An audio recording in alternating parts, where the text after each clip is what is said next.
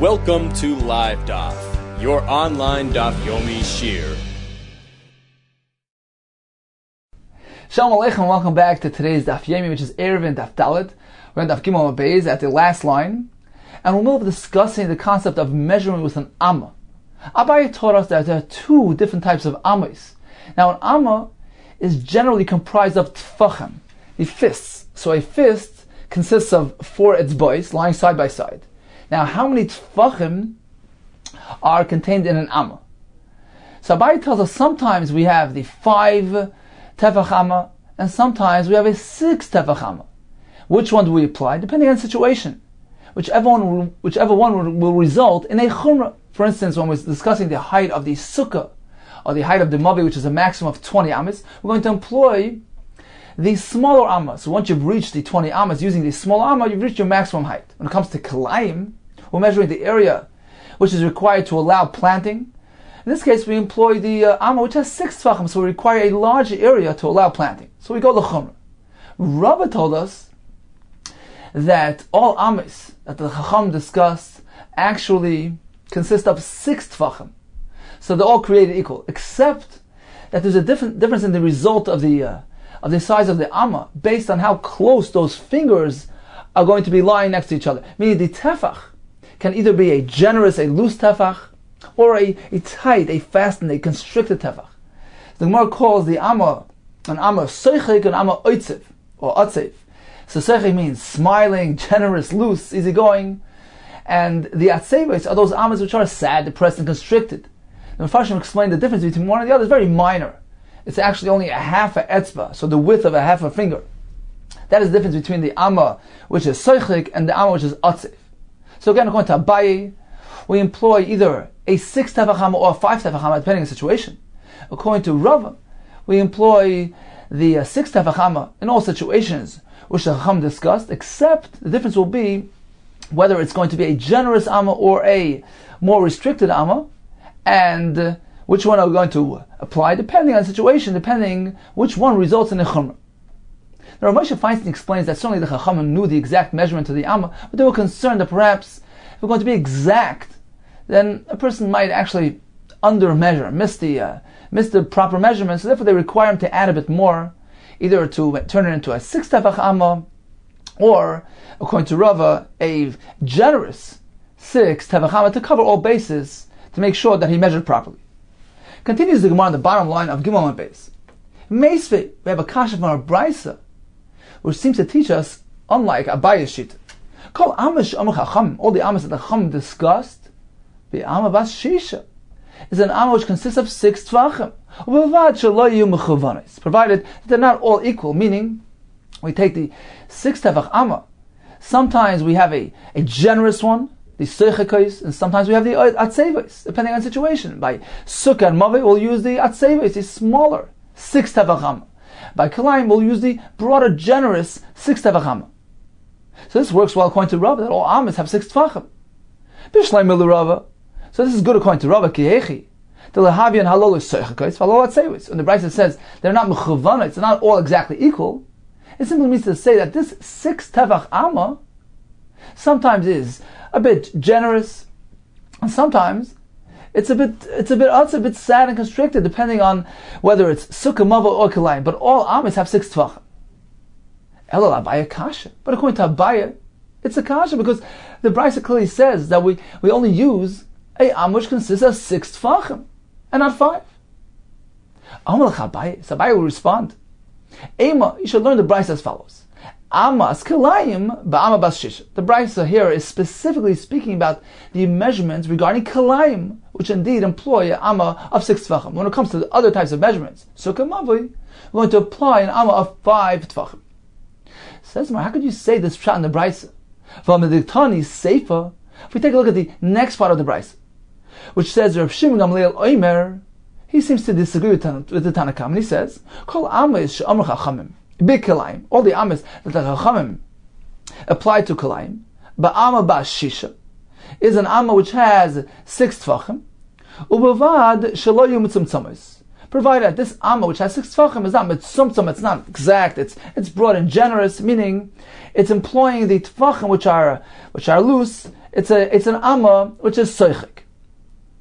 So the fact that Rav Shimon Gamliel says, well, the amma of 6 tefachim is meant to be applied strictly to kalayim, and he's coming to disagree with the Tanakama, who seems to say otherwise. Because why would he be arguing if there's no disagreement? So apparently the Tanakama is indicates otherwise. He holds that the amma of 6 tefachim is going to be applied everywhere, all over, not only by kalayim. Mechlal the Tanakama sa kol amas ka'amar. Apparently Tanakama holds that all amas will employ this 6 tefach amma.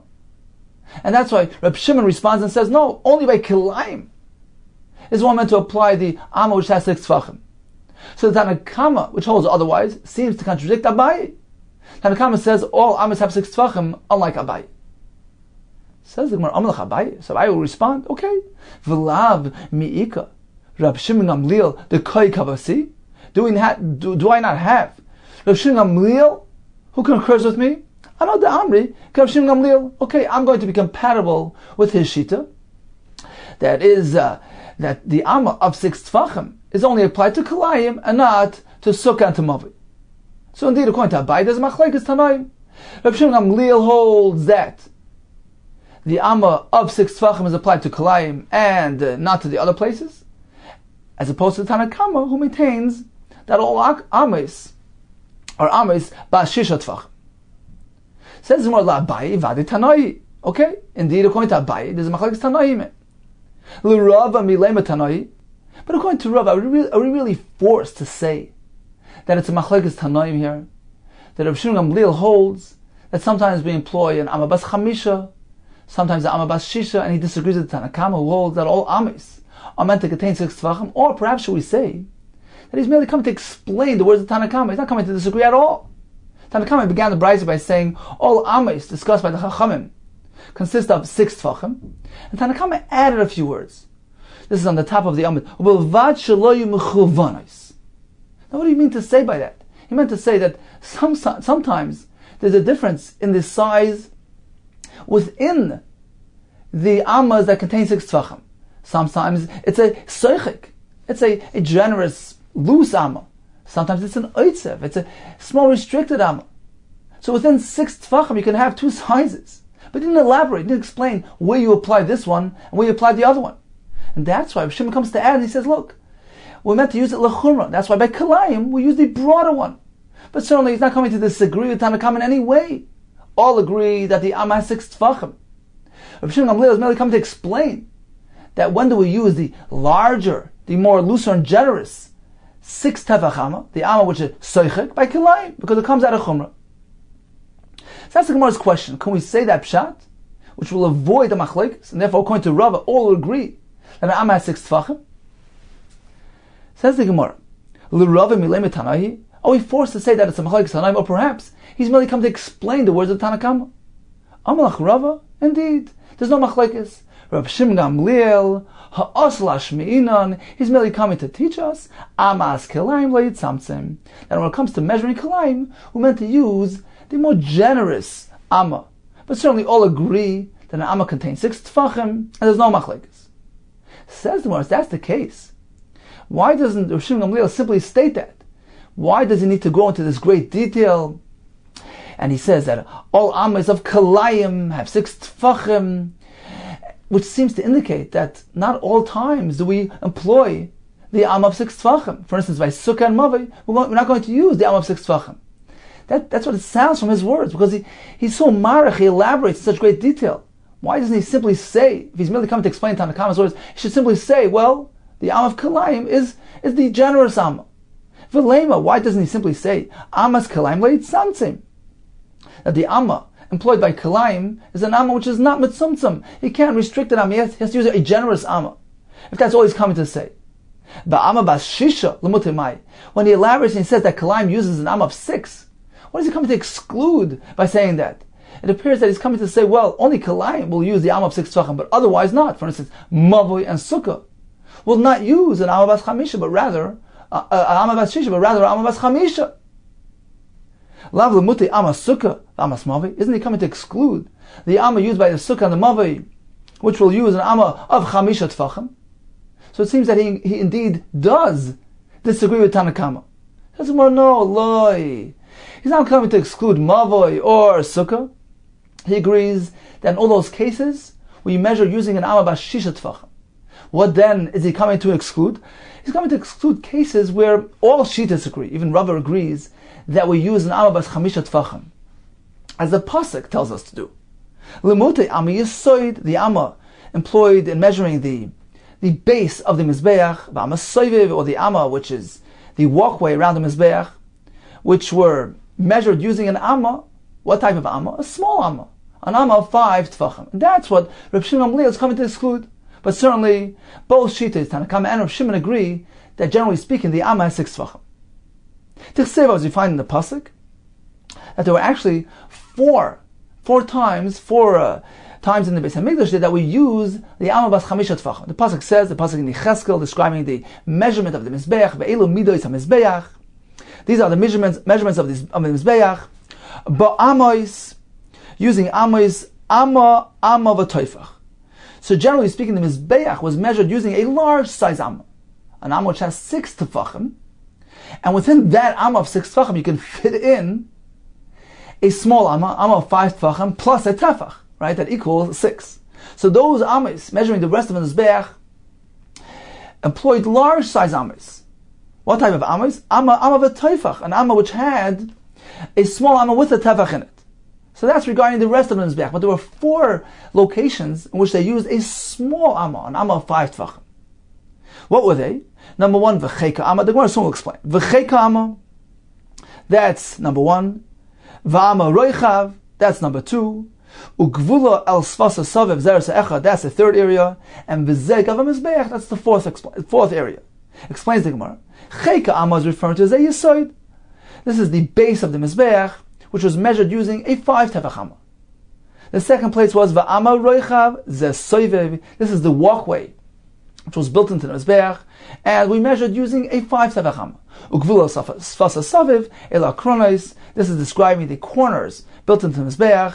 And finally, the 4th location with v'zegav mizbeach is referring to ze mizbeach hazav, the golden mizbeach, the portable mizbeach, which was placed in the heichal, which was built using the small size amma of 5 tefach. So in summary, we discussed the different types of ammas which are used to measure things. According to Abaye, and he says this is the shita of Shimon Gamliel, when it comes to sukkah and mavoi, we measure using a 5 tefach amma. When it comes to kalayim, we use a 6 tefach amma, and that amma is meant to be the amma soichik, the generous amma, using generously placed fingers when it comes to measuring the tefach.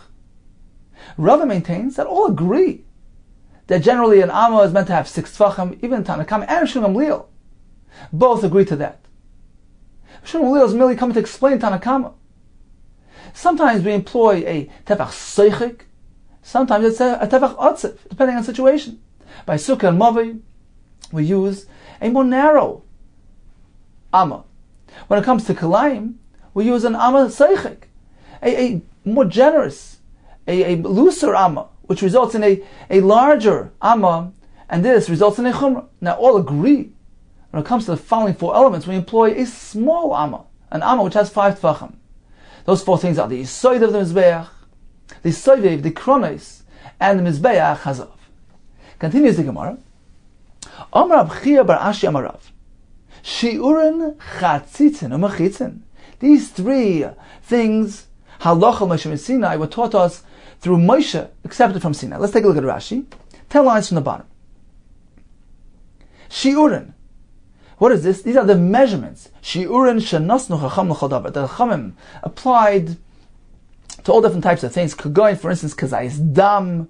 What is the size, the volume of dam, which is asam in Torah? A kazayis of dam, a kazayis of chelev, pigel, v'noiser, all these different various forbidden foods. So if a person eats a kazayis, he gets malchus.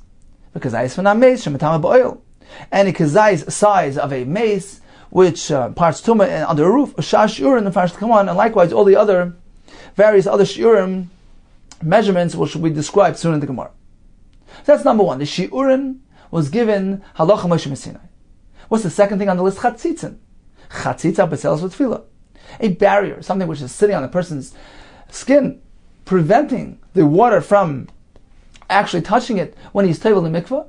The fact that this disqualifies a tefillah, this was learned halacha Moshe Sinai. And the third thing on the list is mechitzin, hilchas mechitza. The halacha is a partition shtei gvoy asara, that the minimum height of a mechitza needs to be 10 tefachim. V'chein sh'ar chesea. Likewise, all other halachas of mechitzas, halacha Moshe Sinai, were taught us in the name of Moshe, who accepted it by Sinai. So again, says the Gemara, Shiur and Chatzitzin and Mechitzin, halacha Moshe Sinai. Says the Gemara, is that the case? That they were taught through Moshe Sinai, Torah Sheba'al Peh, Shiur and Doiraisu. The various measurements seem to be included in Torah Sheba'al in the pasuk. Why do we need it to be taught through Torah Sheba'al Peh?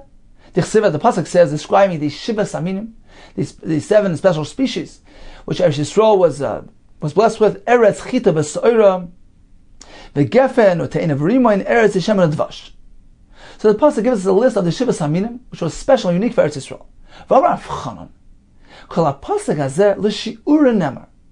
The point and purpose of this pasuk is to describe the shvach, the praise of Eretz Yisrael. Look, even the fruits, the produce of Eretz Yisrael, are used in the context of halacha to measure various measurements pertaining to halachas. Says the Gemara, chita, the wheat is going to be measured for the following halacha. Look at this, not as we learned in the Mishnah. If one enters a home which has a nega, the halacha is that he becomes tameh immediately upon entry. The same thing regarding a chayfetz, an object, which enters that home. Now what if he's carrying the clothing on him, meaning he's wearing his clothing? Then a different halacha applies. Then he must remain in that home long enough for a shiur suda to complete a meal. He doesn't actually need to eat, but needs to wait that time frame of a shiur suda. And only then do the begadim that he's wearing become tameh.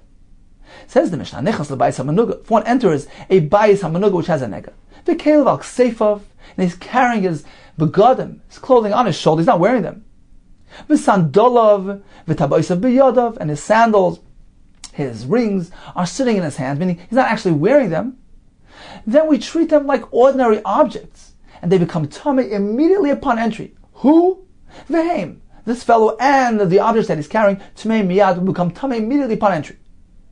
But if he's wearing them, then a different halacha applies. Haya lavash kelav, if he was wearing his garments, v'sandola birraglav, and his sandals, his shoes sitting on his feet, and he's wearing his rings on his fingers, in which case we regard them as begadim, as malbushim. They're bottled to him.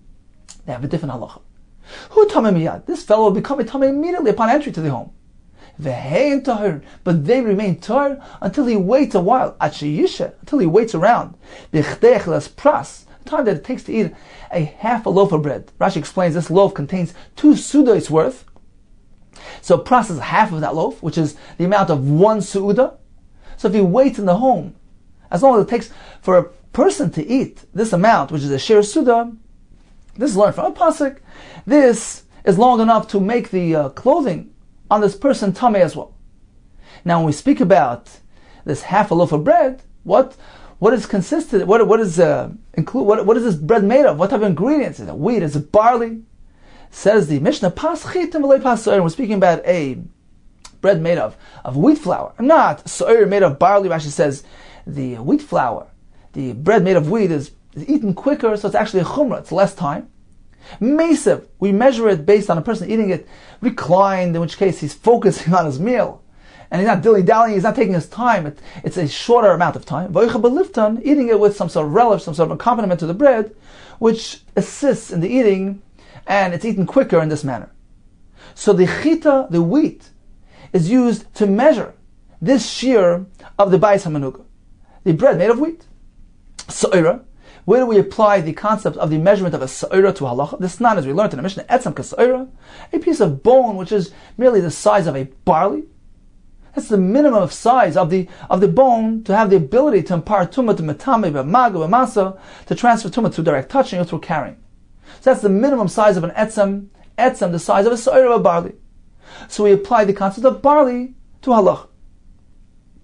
So tumah b'maga, b'masa, b'einem b'tamah b'oil, doesn't have the ability to transfer tumah through the tumas oil, through the same roof. If somebody's sitting under the roof with this etzem, he doesn't receive tumah from the etzem. So it's a limited tumah, and the shiur is based on the so'ira. Where do we apply the concept of gefen to a shiur? Gefen is kedei revius yain lenazir. What it means is that a nazir, person who undertook a vow not to drink wine, he's not allowed to even eat grapes. How much grapes? What is the shiur? That's based on revius yain, the amount of grapes which equal a revius halug of wine. That is the shiur in which he would get malchus if he eats while he's a nazir. So he says this applies to the grapes or even parts of the plant of the grapevine. So the shiur is measured according to wine, meaning it has to equal the revius of wine. So we see the concept of gefen, of a vine, of grapes, which applies to the halacha. Te'ena, where do we see that a te'ena, a fig, is applied to halacha? Ki goygeris, let's say, Shabbos. When it comes to measuring the shiur for liability of hitzah on Shabbos, when it comes to oichlin, if a person carries food stuff out, something that's edible to a person, what is the minimum shiur? It needs to be the size of goygeris of a dried fig. So we see that a fig is applied to halacha. Rimain, where do we see that a pomegranate, the size of a rimain, is applicable to halacha, the snan, as we learned. Kol klei balibatim. So these klei balibatim are these wooden utensils which a ordinary homeowner uses. And he's more makbid on his kelim. He doesn't simply discard them when they get a small hole. If it gets a small hole, so he'll use it for a larger size item. If it gets even a bigger hole, he's going to use it for larger objects, up to a point. Says the Mishnah, Kol klei balibatim shiurim kirimayim. So if it gets a hole the size of a rimain, in this case it's already batal, it's no longer regarded as a utensil, and it's no longer tamid. So we see that the size of a rimain is applicable to halacha. The pasuk concludes, Eretz zeis shemen advash. We learn from here, Eretz, a land, shekol shiurei kazeisim, all these shiurim of the Torah. For instance, the Isra of Chel of Dam, or these forbidden foods, or Tumah of Nevela. All these things are measured using the volume of a zayis. Says, well, what do you mean, all the shiurim? Kol shiur sakadaitach, all the shiurim of the Torah? What about all these that we just mentioned, that are unrelated to kazayis? Ella, rather, Ema, say, Eretz shiroiv shirei kazeisim. A land who most of the shiurim of the Torah are related to with the volume of the zayis. So Rashi says the achila of chelav, of dam, of noiser, pigel, tamei, the shiur of nevela, behematmei, basar ameis. Many halachas in the Torah are dependent on the shiur of kazayis. And finally, the pasuk says this is a seventh of the shivas aminim. Eretz shemen udvash. Dvash here is speaking about not honey from a honeycomb, but rather it's referring to dates which produce honey. So dvash is employed in halacha as follows: Kikei seves hagasa Yom Kippurim. Where do we have the measurement of a date? When it comes to Yom Kippur, a person's only chayiv if he eats the amount of food which equals the volume of a kesefes hagasa, which is a large-sized date. So we see that a date applies to halacha. So in any case, we have a kasha, because we began the Gemara that the concept of shiurim, the various measurements, were taught halacha l'Moshe Messina Torah Sheba'al Peh. Here we have a pasuk which gives us a list of all the shiurim. It's Torah Shebechsav. So why do we need to learn from halacha l'Moshe Messina? Says Rav Tisva, do you really think so? Shiurim michtav ksivi? Are the shiurim actually listed in this pasuk and described in detail? No. It's merely a pasuk describing shivas saminim. How do we know all the details of the measurements? Actually, it is based on halacha l'Moshe Sinai. All these shiurim, for instance, that Yom Kippur is connected to a large date, etc. This was taught through Moshe Sinai. Rabbanah took those shiurim and supported it with the psukim, meaning they related it to these items found in this pasuk. But certainly, the pasuk on its own doesn't really teach us much about the detailed shiurim. Certainly, we need to learn it halacha l'Moshe Sinai. So that explains the first item on the list, shiurin, chatzitzin, mechitzin, shiurin, meaning all these measurements which were taught through Moshe Sinai. What was the next thing on that list? Chatzitzin. Those barriers during tefillah. A person has something which is preventing the water from coming into contact with his skin. The tefillah, his immersion is pasul. Says the Gemara, chatzitzin do'iraisa. That also is learned from a pasuk. Why do we need halacha l'Moshe Sinai? As the pasuk says, v'rachatz es kol b'soroi b'mayim. We learn from here like this. We learn from here the fact that the pasuk says Rachas is called psorei, his flesh. Why does the pasuk need to explain it in such great detail? his flesh. It's teaching us that it must be a direct contact between his basar, his skin, and the water. There can't be anything, any interposition, any barrier, which is preventing the water from reaching his skin. So that's the first thing we learn. From the word psara, we learn that he cannot have a chatzitza. What do we learn from ba'mayim? B'mei mikvah. He's meant to immerse in a mikvah. Ba'mayim, the known waters, the water which is stationary in place. He's going into a mikvah. Rashi explains the water can't be in motion; it can be on the move. He needs to go into this very unique, very specific type of water, which is sitting in one place. It's a mikvah. The third thing we learn from this pasuk is kol b'sari. The pasuk says brachas is kol b'sar. What's the point of kol? His entire basar. This teaches us that he must be going in all at once. He can't do it incrementally. He can't put in his foot and then his hand. Kol b'sari. We learn from here that the mikvah needs to be large enough to allow his whole body to enter at once. Mayim shekol gufa yoilben. Since he needs to do it all at once, the mayim needs to be large enough to allow his whole body to be toivel in them. V'kamahin. Now, how much is it? What is the shiur of a mikvah? Amal amma b'rum gimel amis. Because the width of a person is an amma. So the mikvah needs to accommodate the person. Therefore, the mikvah likewise needs to be an amma, meaning an amma length, an amma width. B'rum gimel amis, at a height of 3 amis, to allow a person to enter. So that's the size of the space of the mikvah. Now, how much water? V'shiur chachamim. The chachamim estimated, based on this dimension, mei mikvah mem sa. The mei mikvah needs to have 40 sa, which is the quantity of water which fits into this location, an area at whole which is amal amma, at a height of 3 amas. So you see clearly from this pasuk that a chatzitza is unacceptable. So why do we need halacha Moshe Sinai to teach us this halacha?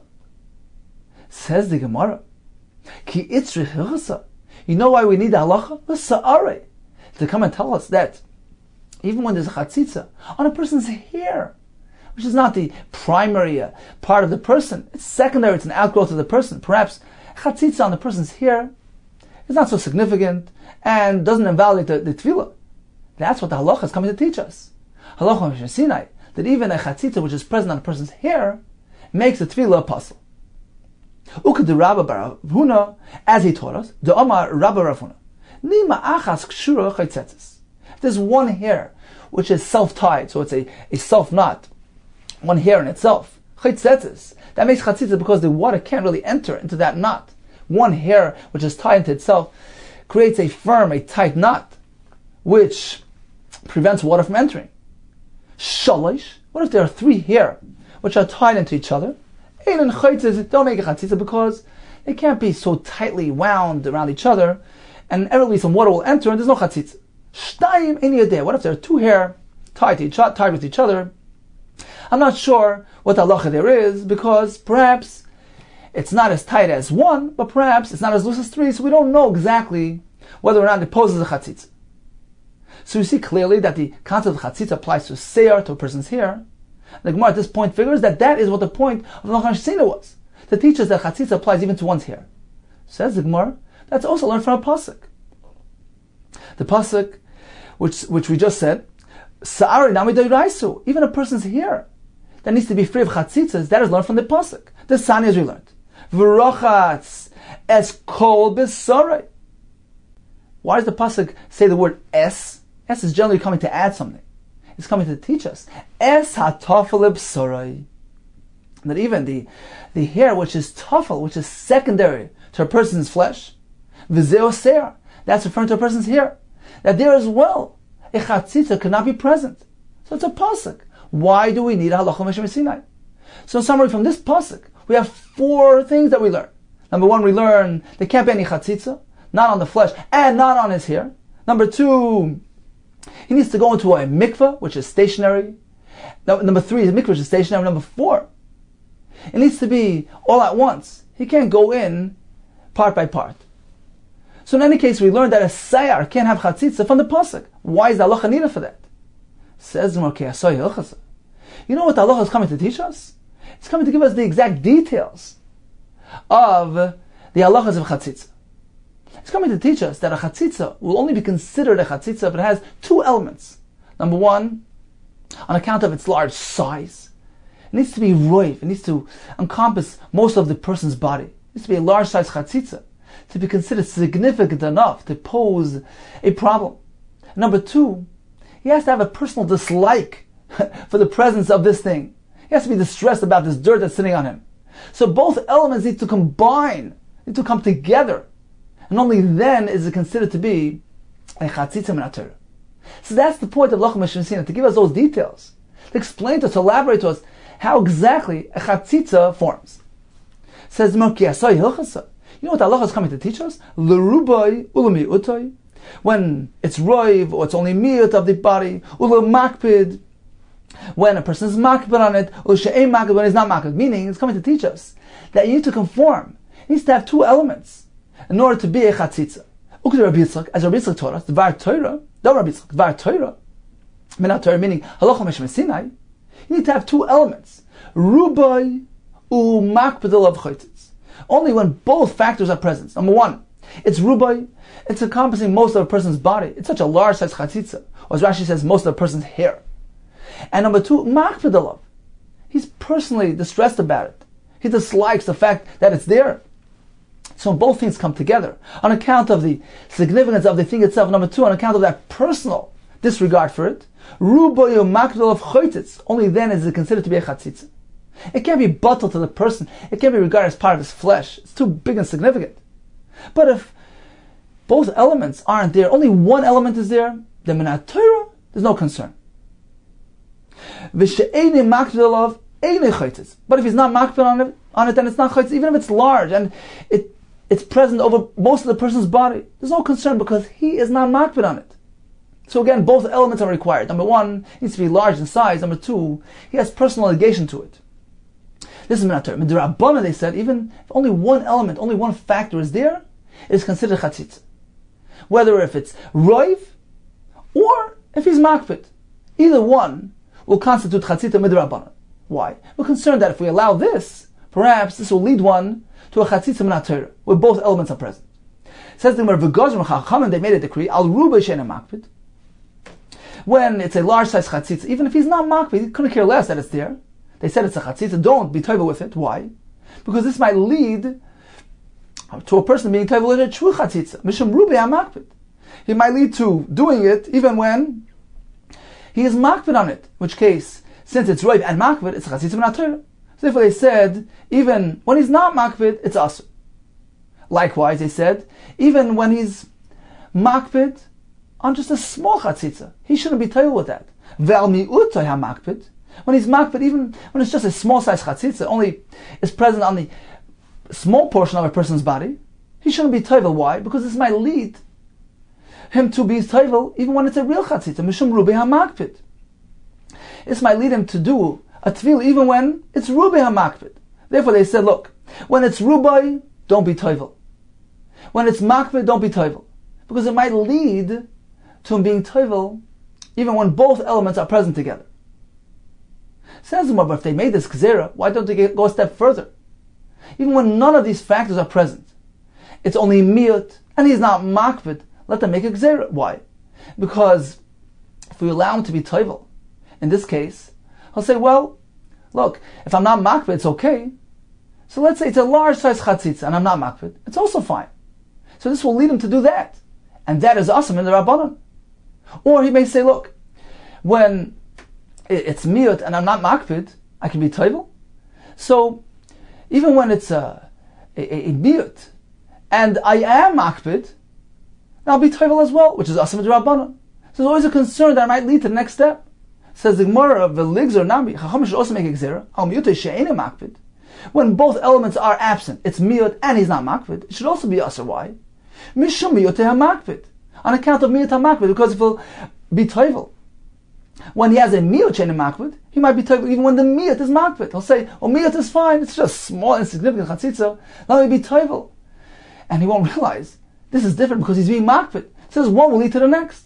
Inami. Or another concern will be that if we allow him to be toivel when no elements are present, when it's miut and ain't a makpid, he might say, well, I see that kpeda is so significant, and the lack of kpeda negates the chatzitza, is not considered chatzitza because I'm not makpid. So I'll be toivel even when it's a large size chatzitza. Inami mishum rubai sheni makvid. He'll say, well, any makvid is a slow criterion. That determines whether or not it's a chatzitza. So when I'm not makvid, I can be toivel even when it's a large size chatzitza, which is awesome d'Rabbanan. So why don't we say that even when it's miyut, even when it's not makvid, when there are no elements present, it should be asr midrabbanan? Says the Gemara, why is it asr? Why is it a chatzitza when one factor is present? That's not minat Torah. That's merely midrabbanan. The Rabbanan made a gzera lest he come to be toivel when both factors are present. So that in itself is a safeguard. He gufa gzera. That in itself is a safeguard for the deraisa. It's a fence around the din haTorah. V'anan neiko v'nigzer gzera. Do you propose that we should get up and make a gzera to a gzera? To go a step further and say, well, even when none are present, no factors are there, it should be asr, it should be a puzzle, it should be a chatzitza. For concern that it might lead him to be toivel even when one element is there, which is asr d'Rabbanan, but that in itself is not really asr minat Torah. It's only d'Rabbanan to safeguard the din haTorah, which is strictly when two elements are present. It's roib and he's makvid. Chacham never do that. They don't make a double safeguard. They fence around the fence. We know that the Rabbanan were given authority to make zeros. The pasuk says to make a mishmeres, and we learn from there only a mishmeres, a safeguard, one safeguard to the Torah. Chacham are there to protect the Torah, but you can't make a mishmeres limishmeres, as Rashi explains in Gemara Beitz Daf Beis and Beis. So we don't make a double safeguard. So conclusion, minat Torah, when both elements are present, it is a large size chatzita rubai, and encompasses most of the person's body, and he personally dislikes the presence of this thing, he's distressed about it, he's makpid alav, only then is it significant enough and can be bottled him as a chatzitza. It makes that barrier between the water and the person. But if only one element is present, either it's roiv or it's makpid, it's only asr d'Rabbanan. When no elements are present, it's mutzah midrabbanan. Let's take a look at Rashi inside. 16 lines from the top, beginning with the words b'mayim b'mei mikvah. So we learn from the word b'mayim that it must be a mikvah water. Explains Rashi, mei mikvah ha'mechunosen mashma. It means that it's sitting stationary. It's not on the move. It's not flowing. It needs to go into the place of the mikvah. Therefore, it needs to be sitting stationary. Even though it's not live water, meaning it's not spring water, that's not necessary. But like the pasuk doesn't say it needs to be spring water. So even rainwater is fine, provided that it's sitting in one place. From the word kol b'sari, we learn mashma kol b'sari ke'echad. He needs to go in all at once. He can't be toivel incrementally. The Gemara tells us that halacha is coming to add that a chatzitza can pose a problem even if it's present on a person's hair. Let's say should possible by chatzitza. As Rabba taught us, Dama Rabba, chatzitza b'selos b'seya. Chatzitza will disqualify when it's present even in one's hair. And it describes the halacha as follows: Nima achas kshura chaytzetzes. If one hair is tied into itself, it poses a chatzitza. The motzi laduk shaper, since he can fasten it and tie it tightly. And the water doesn't have the ability to go into this knot, so it poses a chatzitza. But shalish, 3 hair which are tied together in and chaytzetzes, don't pose a chatzitza. The loy mehatki shaper, since they don't get tied firmly, va'aylebu mayim, and water can get right in there. And the Gemara told us that the halacha mishum Sinai is coming to teach us the parameters of chatzitza. Dvar Torah halacha mishum Sinai v'Torah sheba'al peh is coming to teach us that there are 2 factors which need to join together to produce a chatzitza. Number 1, rubai, majority. Explains Rashi, roiv sorry, most of us hair. Shim yesh b'davar chaytzitz, if there's a davar chaytzitz in most of his hair, could go in dam yavesh, dried blood, v'dyoy, dried ink, v'tit yavesh, dried clay, v'zefes yavesh, dried pitch, oshe kosher rubai achas achas. Well, most of his hair is tied a single hair at a time, which poses a chatzitza. Taisus adds that this concept applies even to most of his body, meaning the chatzitza must encompass, must be present in most of a person's body. So that's number 1. The first element is rubai. Number 2, that personal negation and dislike to the presence of the chatzitza. He's distressed about the presence of this dirt in his hair. Only when those 2 factors come together, it is considered chatzitza v'nater. But if he is not makvid, then it's not a chatzitza. Why? Explains Rashi, the svara is haveke gufay. It's considered like his guf. It's bottled to him. Even if it's a large chatzitza, a large thing there that's taking place in most of his body, it's present berubai, it's not a chatzitza because he personally doesn't care that it's there. That's minater. The Rabbanan said even one element poses chatzitza. V'gazru al rubai she'ena makbid. They said that if it's a large chatzitza, it's roiv. Although he's not makbid, we consider it a chatzitza. Why? Hoyel b'havei roiv, since it has that roiv element. V'dami b'mixas the chatzitza deraisa is a bit similar to the chatzitza deraisa. Therefore, it is a chatzitza d'Rabbanan. Likewise, if he's makbid, even it's so small in size, it's also chatzitza hoyel v'dami leibakbada, since it has a similarity to the chatzitza deraisa, because in both cases he's makbid. So since it has that one element that he's makbid, they were concerned this might lead to the other one, and they made exer v'gazru. Says Rashi, v'gazru lav alach meshmesinahu. This doesn't mean alach meshmesina. Exer v'drabanan. It's merely midrabanan.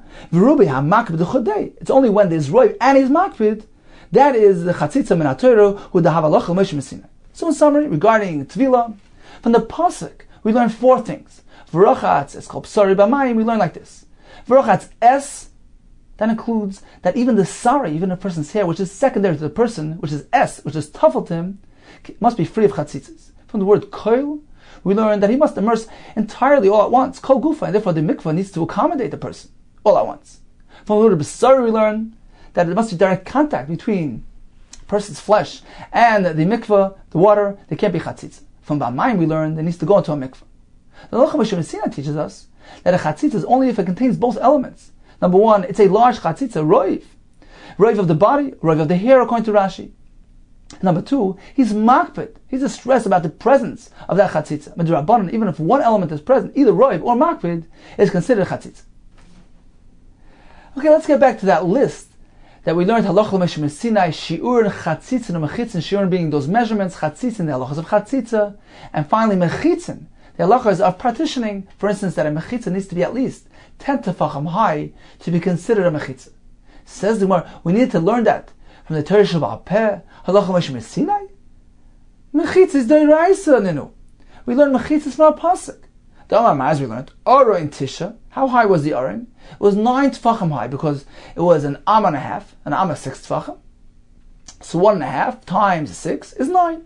So the Aron was 9 plus it had a lid. The kapiras tefach had a lid which was a tefach thick. Harakanasara. This gives us a total of 10 tefachim from the floor till the surface, the top surface of the Aron. And we learn from here that a mechitzah needs to be 10 tefachim high. How do we learn from here? Rashi explains, because in the Gemara Sukkah, Rabbi Yossi tells us that the Shekhinah never descended, never came down all the way to the Aretz. Now, the fact that the Shekhinah spoke to Moshe Rabbeinu from the top of the Aron indicates that that was not considered to be Aretz, because it was 10 tefachim removed from the ground. So we see from there that the domain, the reshus of the Aretz, extends upward only up to the point of 10 tefachim. So therefore, when a person goes ahead and erects a mechitza, makes a wall between one rishus and the other, for instance, between Shusayach and Shusarabim, how high must he go? He must go 10 tefachim to separate the two rishus, because the point is that the rishus extends upward until 10 tefachim. So we learn this concept from the pasuk, from the Aron. We don't need to learn it from Halacha Mishim Sinai. Says the Gemara, apparently, this derivation from Halacha Mishim Sinai is only needed according to Rabbi Yehuda. The Amar who told us, Amaz binyan ba'ama bas shisha. Rabbi Yehuda said as follows: when they built the Beis Hamikdash, they used the Amma which contained 6 tefachim. Amaz kalim, however, when they crafted the kalim, the various vessels, for instance the Aron, ba'ama bas chamisha, they employed a smaller size Amma which contained only 5 tefachim. So according to Rabbi Yehuda, the Aron was not 10 tefachim off the ground, because it was 1.5 amas. An amma is merely 5 tefachim. So 1.5 times 5 is 7.5, plus the kaperes, which was another tefach, for a total of only 8.5 tefachim. So we can't learn any concept of the mechitza asora from the Aron. So apparently that's why we need halacha l'meshim Sinai to come teach us the halacha that a mechitza must be 10 tefachim high. Says the Gemara, Uluramei the Amar, Kol amas hayu beinoniyos. But according to Ramei, who says that all amas, meaning the ones used to measure the building, the structure of Beis Hamikdash, and likewise the ones used to build the kalim, were all these beinoni amas, intermediate amas. Rashi explains that it's a 6 tefach amma. Why is it called a beinoni? Because there was actually a larger amma, as Rashi explains. So if the six tefach amma is employed when it comes to the building of the aron, which leaves us a total of 10 tefachim height, so we learned the halacha of mechitza from there. Why do we need the halacha of Sinai? Michael and Meima. What are we going to say? Says the Gemara, the Rav Meir. According to Rav Meir, the hilchasa is coming to tell us other aspects of the halachas of mechitzas. L'gud, l'lavud, l'defen hakuma. The halacha of Sinai will come teach us other elements of mechitzas. Good means slice off the mechitza and lift it, for instance. Let's say you have a mound in Rosh Hashanah, which is 10 tefachim high. But on top of the mound, on the surface above, there are no mechitzas enclosing it. That's considered shesayachid. Why? Because we view the walls, the sides of the mound, as though they're sliced off and lifted up above onto the surface, creating an enclosed area. So this is learned halacha mishum Sinai. What is the second thing? Lavud. Lavud means an extension. So if you have a small hole in a wall, which is less than 3 tefachim, we ignore it. We don't reckon with that hole. It's not large enough to break that wall, to negate the wall. We view the wall as though it's extending over that hole and it's enclosing it. U'defen hakuma. This is what we learned yesterday. If a sukkah features some puzzle schach around the perimeters of the schach near the walls, so if that schach is only less than 4 amas in width, then it's okay, because we look at the wall, the doifen, as though it's akum, as though it's slanting. The schach is considered to be part of that wall, and the wall is extending all the way to the middle of the sukkah, which contains schach kasher. So therefore, that schach puzzle doesn't invalidate the entire sukkah. This is a concept which is learned at halacha mishum Sinai. So according to Rav Meir, the halacha mishum Sinai of mechitzim will come teach us these halachas. And according to Rabbi Yehuda, is come to teach us these halachas in addition to the halacha that mechitza needs to be 10 tefachim in height. Okay, time for a brief review of today's daf. We began discussing different types of amos. According to Abai, which fits with Rosh Gamliel's view in the Brisa, the 5 tefach amma is employed by sukkah, by movi. By kalayim, we use the 6 tefach amma.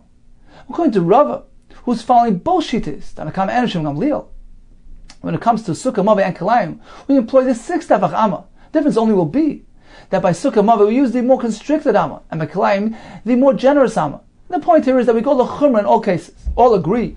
When it comes to certain elements, these soidev the mizbeach, these soidev the kronites and the hazav, we measure using an amma which merely contains 5 tefachim. We proceeded with the pasuk describing the Shiva Samidim. The Gemara told us that every one of them can be applied to a measurement pertaining to a halacha. We proceeded with the halachas of chatzitza by tefillah. We learned it from a pasuk, and the halacha mishum Sinai teaches us the details of chatzitza.